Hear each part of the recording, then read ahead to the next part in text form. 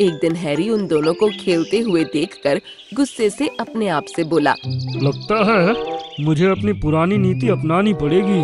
फूट डालो और मांस खाओ। इस नीति को अपनाकर मैंने ना जाने कितने जानवरों को आपस में लड़वाकर उनका मांस खाया है। फूट डालो, मांस खाओ। एक जंगल में ब्रूनो शेर अपनी पत्नी लीला शेरनी के साथ रहा करता था। ब्रूनो शेर के बेटे का नाम सिम्बा था।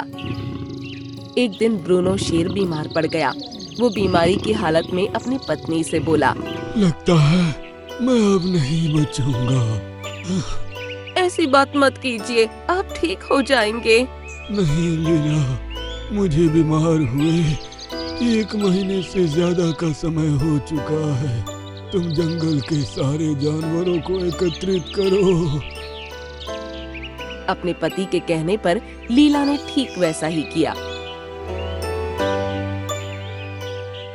ब्रूनो शेर जंगल के सारे प्राणियों से बोला, मेरे जंगल के प्यारे मित्रों, मुझे लगता है कि मैं अब ज्यादा दिन तक जीवित नहीं रहूंगा। इसीलिए मैं अपने जीते जी ही अपनी पत्नी लीला को इस जंगल की रानी बनाकर जा रहा हूँ। आज से लीला ही तुम सबकी रानी है। ब्रूनो शेर की बात को हैरी सियार बहुत गौर से सुन रहा था। हैरी सियार एक बहुत ही कपटी और चापलूस सियार था। वो जंगल में सभी जानवरों को एक दूसरे के खिलाफ कान भरता रहता था और आपस में झगड़ा करवाता था। ये आप कैसी बातें कर रहे हैं महाराज?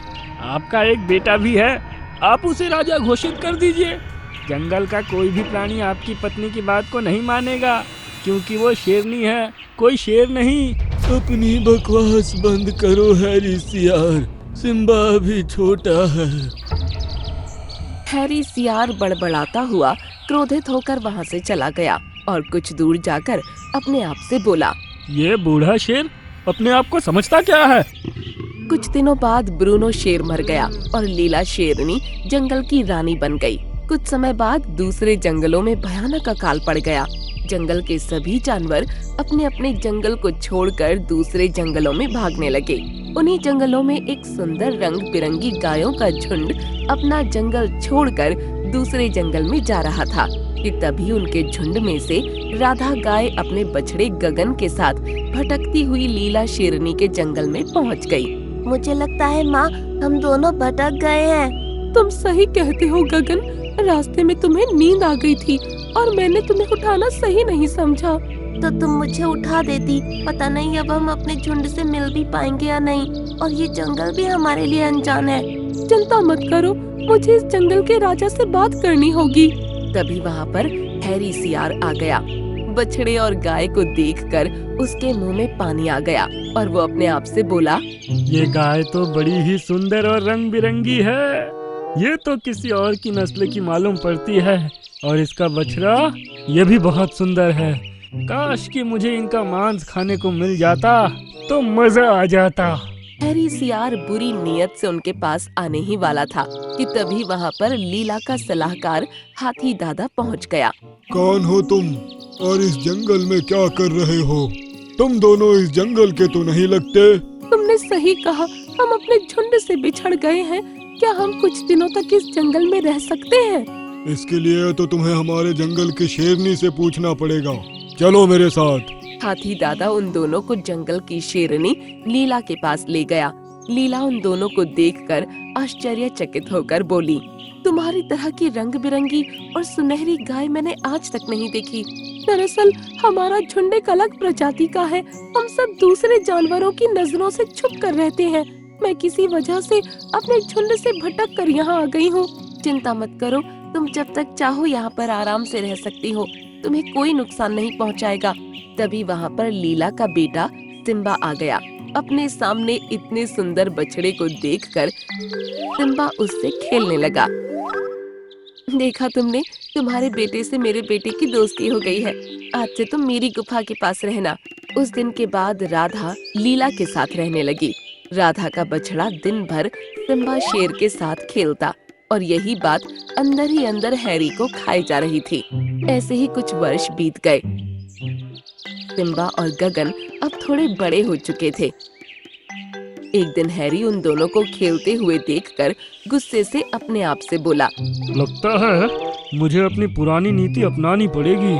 फूट डालो और मांस खाओ। इस नीति को अपनाकर मैंने ना जाने कितने जानवरों को आपस में लड़वाकर उनका मांस खाया है।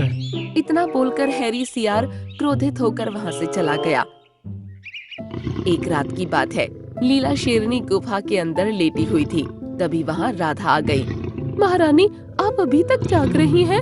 हाँ राधा, जब से मेरे पति का स्वर्गवास हुआ है तब से मुझे नींद नहीं आती। वो सब छोड़ो, आधी रात को तुम मेरी गुफा में क्या कर रही हो? मुझे अपने झुंड के आसपास होने के संकेत मिले हैं, उन्हें ही ढूंढने जा रही हूँ।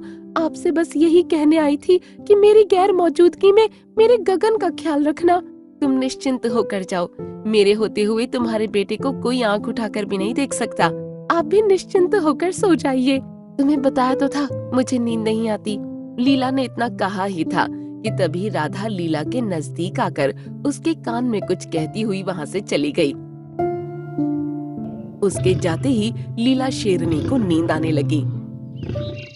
अगले दिन हैरी सियार अपनी योजना के मुताबिक सीधे गुफा के अंदर पहुंच गया, मगर उसने देखा कि लीला शेरनी वहां पर बेसुध पड़ी थी। उसके शरीर में कोई भी हलचल नहीं थी। अरे वाह, लगता है ये तो मर गई। अब तो मेरा काम और ज्यादा आसान हो गया। मैं इसकी मौत का इल्जाम सीधे उस गगन और उसकी माँ पर लगा दूंगा और सभी उन दोनों को दोषी समझेंगे। इतना कहकर हैरी सियार दौड़ता हुआ सिम्बा शेर के पास पहुंच गया। तुम्हें देखकर मुझे तुम्हारे पिता की याद आती है सिम्बा। तुम बिल्कुल अपने पिता की तरह ही दिखते हो। मेरी माँ भी मुझसे यही कहती है। लेकिन तुम अपने पिता की तरह चालाक नहीं हो, बल्कि मूर्ख हो। तुम्हारी माँ मर चुकी है सिम्बा, और उसे किसी और ने नहीं बल्कि तुम्हारे दोस्त की माँ राधा और तुम्हारे दोस्त गगन ने मारा है। हैरी की बात सुनकर सिम्बा अविश्वास भरी नजरों से हैरी को देखने लगा। सिम्बा दौड़ता हुआ गुफा के पास पहुंचा। उसने देखा कि उसकी माँ मृत अवस्था में गुफा में पड़ी हुई थी। सिम्बा गुस्से से पागल हो गया और दौड़ता हुआ सीधा गगन के पास पहुंचा। सारे जंगल में लीला की मौत की खबर आग की तरह फैल गई। सिम्बा गगन की ओर देखकर बोला, तुमने और तुम्हारी माँ ने मेरी माँ को मारा है। तुम्हें इसकी सजा भुगतनी पड़ेगी। मैं तुमसे लड़ूंगा और तुम्हें मार दूंगा। ये बिल्कुल झूठ है, मेरी माँ ने तुम्हारी माँ को नहीं मारा। तभी हैरी गगन की ओर देखकर चापलूसी से बोला, अगर तुम्हारी माँ ने महारानी को नहीं मारा तो फिर वो कहाँ है? मैंने पूरा जंगल छान मारा, लेकिन वो तो मुझे कहीं दिखाई नहीं दी। हैरी की बात का जंगल के सभी जानवर समर्थन करने लगे। हाथी दादा क्रोधित होते हुए गगन की ओर देखकर बोले, हैरी सही बोल रहा है। तुम्हारी माँ जंगल में नहीं है और उनका जंगल में ना होना इस बात का सबूत है कि उन्होंने ही महारानी को मारा है। लड़ने के लिए तैयार हो जाओ गगन। कुछ देर बाद गगन और सिम्बा में भयानक लड़ाई होने लगी। हैरी गगन के मरने का इंतजार कर रहा था, लेकिन गगन सिम्बा को लड़ाई में बराबर की टक्कर दे रहा था। तभी वहाँ पर लीला की आवाज टकराई। रुक जाओ, ये सब क्या हो रहा है? सिम्बा, तुम गगन से क्यों झगड़ा कर रहे हो? लीला को वहाँ देखकर सभी लोग बुरी तरह से चौंक गए। महारानी, आप तो मर चुकी थी। मैं मरी नहीं बल्कि सोई हुई थी, और सोते हुए मैंने सुना कि तुम कितने धूर्त और मक्कार हो। तभी वहाँ पर रंग बिरंगी किरणों के साथ राधा आ गई। अचानक राधा गाय को चमत्कारिक रूप से वहाँ पर आते देख जंगल के सभी जानवर चौंक गए। ये सब क्या हो रहा है? हाथी दादा ने एक ही सांस में सारी बात राधा को बता दी। हाथी दादा की बात सुनकर राधा मुस्कुराती हुई वहाँ मौजूद सभी जानवरों से बोली, दरअसल मैं और मेरा कबीला एक खास प्रजाति के हैं। हम जादुई गाय हैं और इस बात को महारानी लीला जानती है। हाँ, अपने पति के देहांत के बाद मुझे नींद न आने की समस्या हो गई। जब राधा यहाँ अपने झुंड की तलाश में गई तब उसने मेरे कान में मुझे कुछ सोने के मंत्र बताए थे और मैंने उन मंत्रों को गलती से ज्यादा पढ़ लिया और मेरी आंख दूसरे दिन नहीं खुली और इस धूर्त मक्कार हैरी को लगा कि मैं मर चुकी हूँ। लीला की बात सुनकर सभी जानवर क्रोधित होकर हैरी सियार को देखने लगे। महारानी, मुझे मेरा झुंड मिल गया है, लेकिन मेरे यहाँ से जाने से पहले इस सियार को सजा दीजिए। राधा की बात सुनकर लीला ने धूर्त सियार को तुरंत मार दिया और राधा गगन के साथ उस जंगल से चली गई। मैं अपने इस रूप से तंग आ चुका हूँ। मेरी इच्छा है कि मेरा ये शरीर शेर के शरीर में परिवर्तित हो जाए और मैं बिल्कुल शेर जैसा दिखने लगूं। ठीक है, लेकिन याद रखना, तेरा सिर्फ शरीर, चेहरा और आवाज शेर की होगी, आत्मा तेरे अंदर सियार की ही रहेगी। एक जंगल में हैरी नाम का एक धूर्त सियार रहता था, जो बहुत ही धूर्त और मक्कार किस्म का था। वो दिन भर कुछ काम तो करता नहीं था, बस पेड़ के नीचे लेटे लेटे जंगल के राजा बनने के ख्वाब देखता रहता था। उसकी उल्टी सीधी हरकतों से पूरा जंगल परेशान था। कई बार जंगल का राजा विलियम शेर उसे चेतावनी दे चुका था, मगर हैरी सियार सुधरने का नाम ही नहीं लेता था। हैरी सियार अक्सर दूसरे जानवरों के किए हुए शिकार को चुरा कर खा जाता था और अपने से कमजोर जानवर के खाने को छीन लेता था। एक दिन की बात है, हैरी सियार पेड़ के नीचे आराम कर रहा था कि उसने देखा जंगल के सभी जानवर सज धज कर कहीं जा रहे थे। हैरी सियार उन जानवरों को जाता हुआ गौर से देखने लगा। उस टाइम उसी पेड़ पर मिंकी चिड़िया बैठी हुई अपने चेहरे का मेकअप कर रही थी। हैरी सियार ने मिंकी चिड़िया से कहा, आज ये जंगल के सभी जानवर सज धज के कहाँ जा रहे हैं? मिंकी चिड़िया हैरी सियार की बात पर मुंह बनाती हुई बोली, तुम्हें इससे क्या मतलब? वो कहीं भी जा रहे हो? हैरी सियार मक्कारी से मुस्कुराते हुए बोला, अरे तुम तो नाराज हो गई। मैं भी इसी जंगल का ही जानवर हूँ। क्या मुझे जानने का कोई अधिकार नहीं है? हाँ, पता है कितना ख्याल है तुम्हें इस जंगल का। तुम्हारा बस चले तो तुम मुझे भी खा जाओ। वैसे तुम्हारी जानकारी के लिए बता दूं, आज जंगल के राजा विलियम शेर ने जंगल के सारे जानवरों की दावत रखी है और वहाँ बहुत अच्छे अच्छे पकवान बने हैं। ये सब वहीं जा रहे हैं, मैं भी वहीं जा रही हूँ। दावत? लेकिन किस खुशी में? विलियम शेर के बेटे एडवर्ड का आज बर्थडे है। मिंकी चिड़िया की बात सुनकर हैरी सियार गुस्से से बोला, ये तो विलियम शेर की बहुत ज्यादा गलत बात है। जंगल के सभी जानवरों को इनवाइट किया गया, लेकिन मुझे क्यों नहीं किया गया? मैं इस जंगल का जानवर नहीं हूँ। पहले तुम इस लायक बन जाओ कि वो तुम्हें इनविटेशन दे। तुम तो वैसे भी लोगों का खाना छीन लेते हो। वैसे तुम्हारी जानकारी के लिए बता दूं, तुम वहाँ भटक भी मत जाना। यार, मुझे राजा विलियम शेर की ये बात बहुत ज्यादा बुरी लगी है। जब मैं जंगल का राजा बनूंगा, तब मैं इस जंगल के सारे नियम कायदे बदल दूंगा।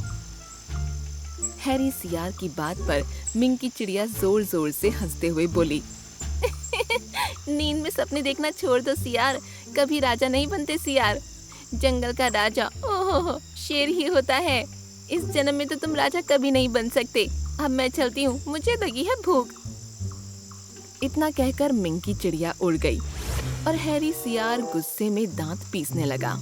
लेकिन क्या, सच तो ये था कि अच्छे अच्छे पकवानों का नाम सुनकर उसके मुंह में पानी आ गया था। हैरी सियार बिन बुलाए विलियम शेर के यहाँ दावत खाने पहुँच गया। जैसे ही विलियम शेर ने उसे देखा, वो गुस्से से आग बबूला हो उठा, लेकिन वो गुस्से को दबाते हुए बोला, देखो, मैंने तुम्हें इस दावत में इनवाइट नहीं किया, लेकिन जब आ ही गए हो तो पेट भर कर खाओ और जल्दी यहाँ से चले जाओ। हैरी सियार चुपचाप बैठकर खाना खाने लगा। तभी उसकी नजर विलियम शेर के बेटे एडवर्ड पर पड़ी, जो सोने के कंगन से खेल रहा था। सोने के कंगन देखकर हैरी सियार के मुंह में पानी आ गया और वो मन ही मन बोल उठा, अगर ये सोने के कंगन मेरे हाथ लग जाएं, तो मैं इसे बेचकर बहुत ज्यादा धन इकट्ठा कर सकता हूँ। हैरी सियार एडवर्ड के पास पहुँच गया और उसने बड़ी धूर्तता से कहा, अरे, तुम्हारा ये सोने का कंगन तो बड़ा सुंदर दिख रहा है। क्या तुम मुझे इसे दिखा सकते हो? एडवर्ड ने कंगन हैरी सियार को दे दिया। कंगन हाथ में लेकर हैरी सियार बोला, अरे, तुम्हारे पिता विलियम तुम्हें बुला रहे हैं। मासूम एडवर्ड हैरी सियार की बातों में आकर वहां से अपने पिता के पास चला गया और हैरी सियार मौका देखकर वहां से फरार हो गया। एडवर्ड अपने पिता के पास पहुंच गया। आपने मुझे बुलाया पापा? हैरी अंकल ने कहा कि आप मुझे बुला रहे हैं। हैरी सियार का नाम आते ही विलियम शेर चौंक गया और पूछा, अरे तुम्हारे सोने का कंगन कहाँ है? वो तो हैरी सियार के पास है। अपने बेटे एडवर्ड की बात सुनकर विलियम शेर की समझ में सारा माजरा आ चुका था। वो समझ गया कि हैरी सियार बड़ी आसानी से उसके बेटे को बेवकूफ बनाकर यहाँ से भाग चुका है।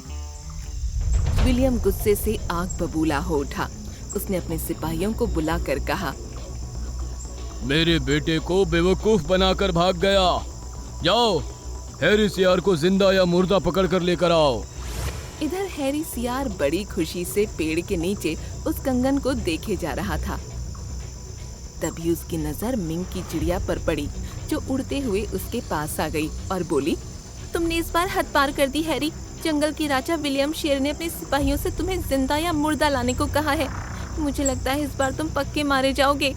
मिंग की चिड़िया की बात सुनकर हैरी सियार डर से कांपने लगा और तुरंत वहां से भाग गया। उसकी समझ में नहीं आ रहा था कि वो भागकर जाए कहाँ। तभी उसने देखा कि बहुत से सैनिक उसकी ही तरफ आ रहे थे। हैरी सियार इधर उधर छुपने की जगह ढूंढने लगा। उसे कोई जगह नहीं मिली। अचानक उसे एक तालाब नजर आया। वो तुरंत उस तालाब के अंदर कूद गया। विलियम शेर के सिपाही कुछ देर के बाद वहां से चले गए। हैरी सियार ने जब तालाब से सर उठाकर देखा तो अब वहां कोई नहीं था।